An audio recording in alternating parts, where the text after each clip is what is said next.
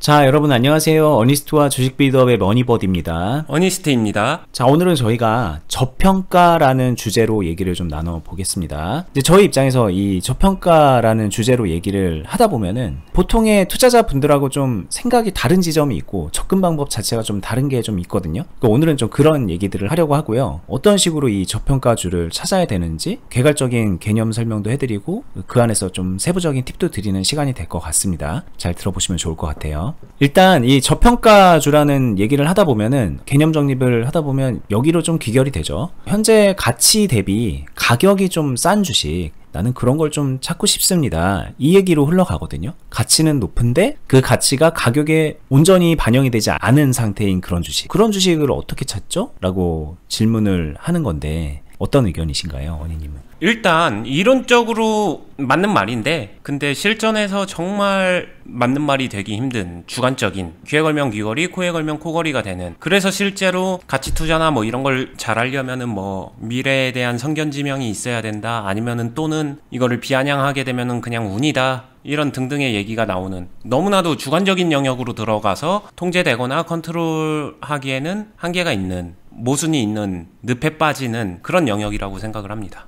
뭐 지금 삼성전자가 띄워져 있는데 야, 이거 삼성전자 가치 대비 가격 싼 거야, 누가 이렇게 말하면은 그래 보이기도 하고, 또 누군가가 보면 이거 더 빠져야 돼, 아직은 가격 싼 거 아니야, 이렇게 말하면 또 그래 보이기도 하고, 그냥 되게 주관적인 영역이라는 거죠, 이런 식으로. 그쵸. 이거를 그래서 가치 평가를 할 때 고평가다 저평가다 이걸 나눌 때 단순히 가치 대비 가격 이걸로만 자꾸 생각하려고 하고 분석하려고 하게 되면은 한계가 너무 명확하더라, 저는 이 얘기를 해드리고 싶어요.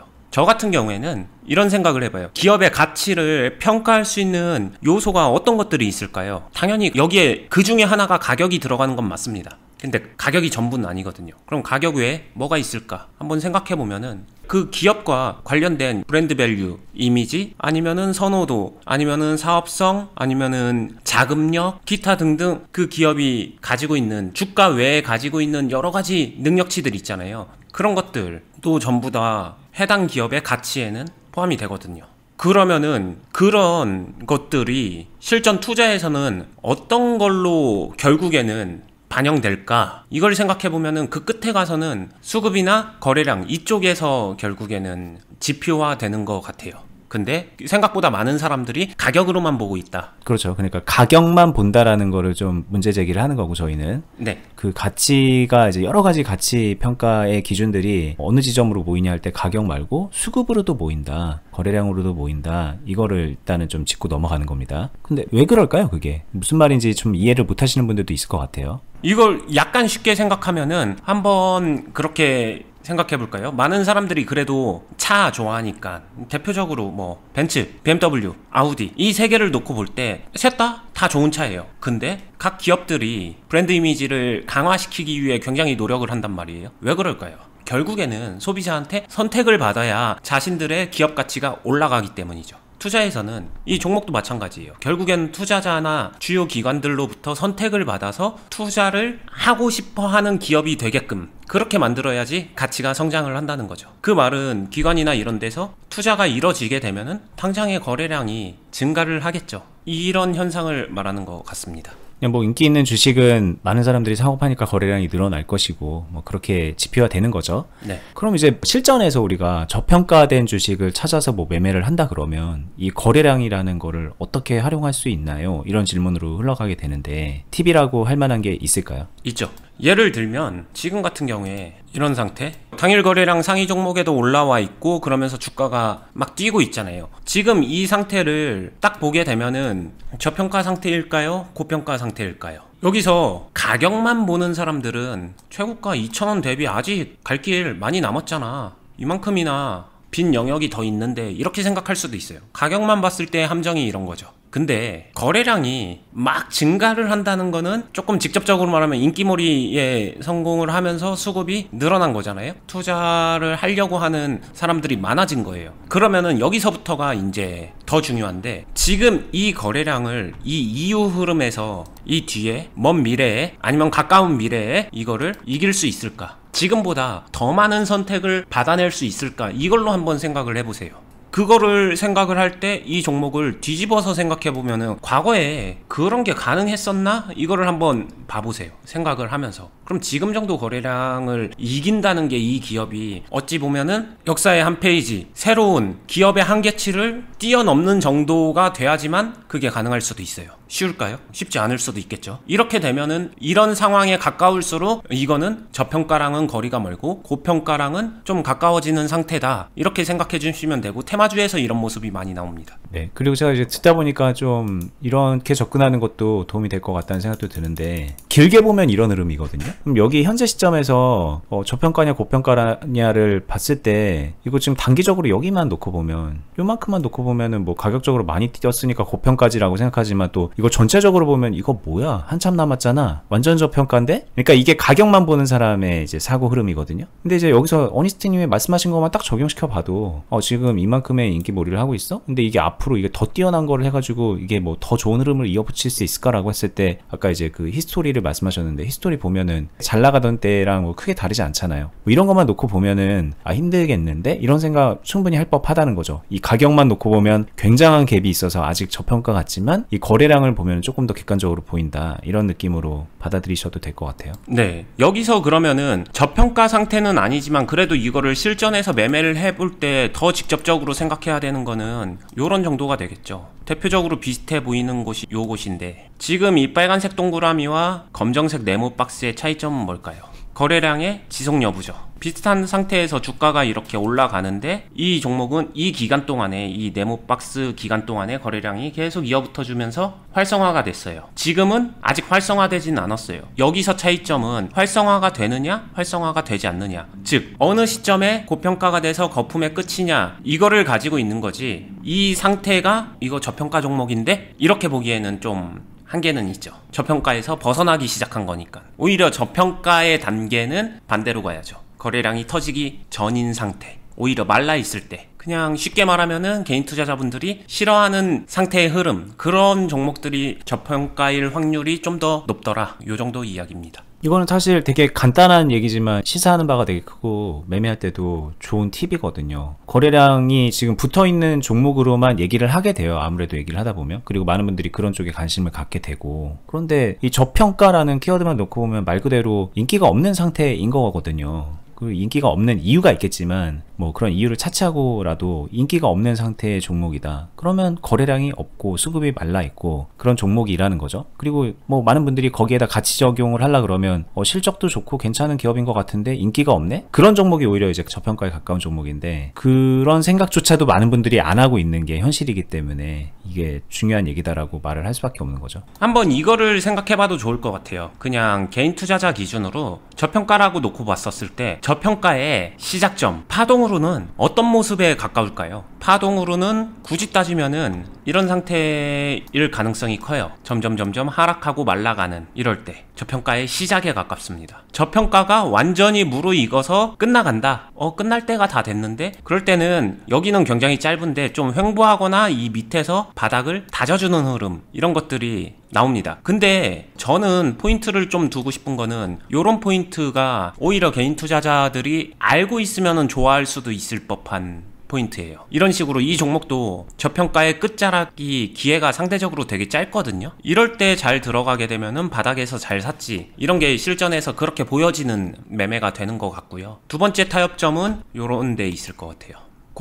고평가라고 했었을 때 고평가의 끝자락도 분명히 있어요. 지금의 에코프로나 그런 거 완전 마지막 끝이다, 벼랑 끝이다, 이 얘기를 하는 게 아니라 어찌됐든 고평가의 상당히 윗부분입니다. 언제 끝날지 아무도 알 수 없는, 결국에는 그 불씨가 언제 꺼지냐의 차이일 뿐이지 결국에는 꺼지게 되는, 한때 비트코인도 그랬었고 예전에 셀트리온 형제도 그랬었고 모든 테마주들은 항상 이 똑같은 현상을 보이죠. 근데 정작 집중해야 되는 거는 이쪽이 아니라, 이 끝물이 아니라 직전 모습, 차라리 직전 모습. 여기에는 그래도 투자자가 뭔가를 해볼 여지가 있는 시점들, 지금 차트에서도 굳이 따지게 되면은 여기가, 이 시점이 요 사이 언저리 어딘가 정확히 어디다라고 볼 수는 없지만 그거는 개별 실력과 개별 경험치로 판단할 영역이지만 요 언저리 영역에 있기 때문에 이용할 수도 있고 아닐 수도 있고 케이스 바이 케이스가 되는 그런 상황이 아닐까, 요 정도로 생각해 주는 게 좋을 것 같아요. 근데 확실한 건 이거는 가격적으로 밑에서 전환했다고 저평가 종목이니까 단순히 사놓으면은 이거 4,000원 가겠지 이렇게 매매하면 안 된다, 이거는 오답이다, 이거는 확실한 거죠. 매매하는 그 노하우에 있어서는 저희가 이제 정말 많이 말씀을 드렸으니까 과거 영상들 보시면 좀 참고가 될 건데, 이제 오늘 얘기에 집중을 하면은 많은 분들이 지금 이 저평가의 끝자락, 고평가의 시작점 뭐 이런 거를 말씀하셨는데, 정말 많은 분들이 이렇게 생각하는 것 같아요. 이 고평가의 이 시작점이라고 하는 이 부분을 저평가라고 생각하는 것 같아요. 그러니까 어니님 저 저평가된 주식 좀 골라주세요. 만약에 누가 이런 걸 물어본다면 이제 지금 막 올라가는 그런 게 뭔가요? 이런 뜻으로 물어보는 거거든요, 사실은. 맞아요. 그죠? 그리고 저희가 또 투자 클럽을 하니까 몇 년 동안 이제 클럽을 하다 보면, 요즘은 정말 회원분들이 안 그러지만 초창기만 하더라도 저희의 투자 이제 철학이나 방식이나 이런 것들을 잘 모르고 함께 하시는 분들이 많았고, 그분들을 어렵게 저희가 가르쳐 드렸는데, 들어오신 분들이 요런 상태의 주식을 이렇게 말씀하신 대로 저평가 상태에서 좀 이렇게 행보하면서 여기서 저희가 기회를 만들어가는 그런 주식을 매매하면 되게 싫어하잖아요.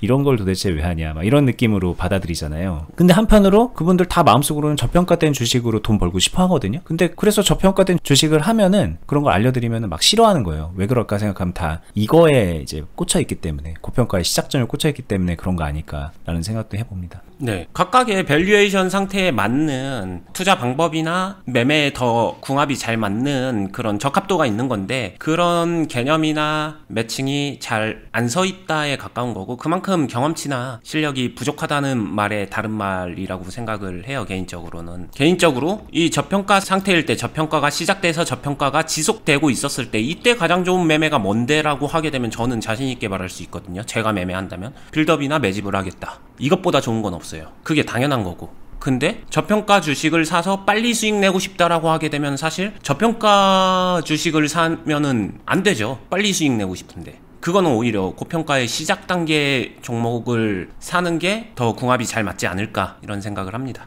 네. 오해하지 마셔야 되는 게, 오늘 주제가 저평가라서 그렇지 저희가 뭐 이런 저평가의 시작점만 하고 저평가 종목만 하고 뭐 그런 것도 아닙니다. 이 고평가 시작점, 이 상태에서 접근하는 그 노하우에 대해서도 정말 많이 말씀을 드렸기 때문에, 각기 다른 상태를 각기 다른 방식으로 접근해서 각각 다른 요리를 해낼 수 있어야 되는 거예요. 그리고 이런 요리 하려고 그랬는데 좀 상황이 바뀌어서 다른 요리로 전환도 할 수 있어야 되는 거고, 이걸 자유자재로 좀 관리를 할 수 있어야 그게 저희가 말하는 계좌 관리가 되는 거고, 그렇게 주식을 포트폴리오로 운영을 하는 건데, 이게 진짜 힘이 있거든요. 여기서 시작했다고 가정을 해보면은, 여기서 시작해서 일로 넘기고 일로 이어지고, 그 다음에 여기 고평가의 끝자락에서 매매하면 안 된다, 이거는 신규 내동 매매하면 안 되는 거지. 여기서 끌고 온 사람, 보유를 하고 있었던 보유자의 영역은 여기는 완전 새로운 판이거든요. 그런 사람들이 갈 수 있는 끝자락, 그래서 결국에는 이어지거든요. 앞에서부터 시작했으면은 매매가 훨씬 더 유리하다. 물론 이 중간에는 뛰어들 기회는 있다, 이거를 아시면 되고요. 마지막에 가서 뛰어드는 거는, 그거는 좀 피해라, 요 정도 메시지로 들어주셔도 좋을 것 같아요. 네. 그래서 좀 다시 정리를 하면, 결국은 이제 많은 분들이 정말 인정을 해야 되는 부분이 뭐냐면, 저평가된 주식 찾는 방법 알려주세요, 저평가주가 뭔가요, 이런 질문을 하는 거 자체가 당장 오를 주식 좀 알려주세요, 이거의 다른 버전 표현이거든요. 그리고 오를 주식 알려주세요라고 말하는 거는 결국은 가격 관점에서 벗어나지 못한 질문이거든요. 그거를 어렵지 않잖아요. 지금 거래량과 수급을 얘기했는데, 수급 이렇게 말하면 좀 되게 어렵게 들리지만, 거래량 이러면 조금 더 쉽게 들리는 게 사실이잖아요. 그러니까 거래량이라는 관점으로 좀 이동시켜서 이 저평가 주식을 판단해보는 훈련을 한번 해보시면, 그러면 좀 다른 접근을 하게 될 거다라는 말씀을 드리는 거고, 그 와중에 좀 이런 예시 종목을 가지고 상황 설정을 해서 설명을 좀 드린 겁니다, 구체적으로. 그리고 이 저평가된 주식으로 어떤 식으로 마무리하느냐, 저평가된 주식 사는 것까지는 뭐 어떤 식으로는 할 수 있다고 쳐요. 근데 그 이후에 사실 진짜 중요한 건 어떻게 매매해서 어느 정도의 결과물을 만들어내냐잖아요. 그 말인즉 이 저평가된 주식이 결국은 이렇게 고평가의 상태로 점점 접어들게 되는데, 그럴 때 매매를 어떻게 전환시켜 나가고 어떻게 대응해 나가는지가 사실은 더 중요한 것 같아요. 그러면 그걸 할 수 있으면은 고평가 상태에서도 뛰어들 수 있게 되는 거고, 좀 더 유연한 대응과 접근이 가능해지니까.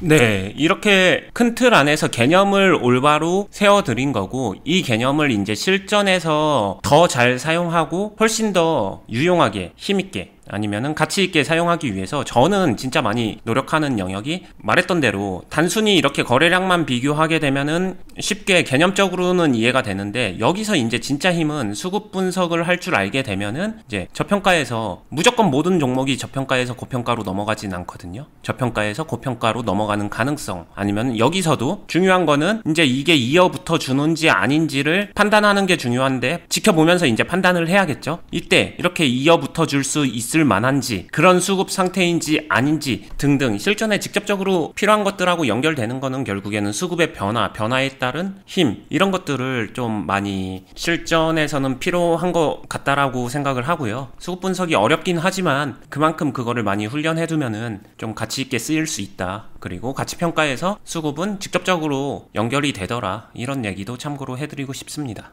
네. 자, 저희가 그동안 유튜브에서도 정말 많이 강조했던 내용이고 훈련하는 방법까지도 알려드렸고요. 그리고 혼자 하실 수 있으면 좋은데 저희랑 같이 실전 매매하면서 이런 평가 전환이 되는 이런 상황에서 수급과 파동을 뭐 분석을 하고, 이 와중에 내가 어떻게 대응하는지 뭐 그런 것들을 실제 매매에 적용시켜보는 그런 훈련을 할 수 있거든요. 단순 훈련이라고 하니까는 많은 분들이 그냥 되게 재미없게 생각하시는데, 실전 매매이기 때문에 이런 매매하면서 돈 벌어 가시는 겁니다. 같이 돈 벌자라는 취지도 분명히 있는 거니까 저희가 하고 있는 투자 클럽도 한번 관심 가져보시면, 아, 이렇게도 배울 수 있구나, 이렇게도 내가 수익 낼 수 있구나 라는 좀 가능성이 열릴 테니까 한번 살펴보시고요. 저희 영상 하단 부분에 댓글란에 항상 고정 댓글로 클럽 가입 안내를, 공지사항을 링크해 놓거든요. 링크 타고 들어가셔서 카페 가입하고 확인해 보시면은 어떻게 운영되고 있는지, 가입은 어떻게 되는지 확인할 수가 있습니다. 저희는 다음에 유튜브로도 계속해서 꾸준히 좋은 영상으로 여러분들께 정보 드릴 테니까 유튜브도 구독해 두시고요. 끝까지 보시느라 수고 많았습니다. 감사합니다. 감사합니다.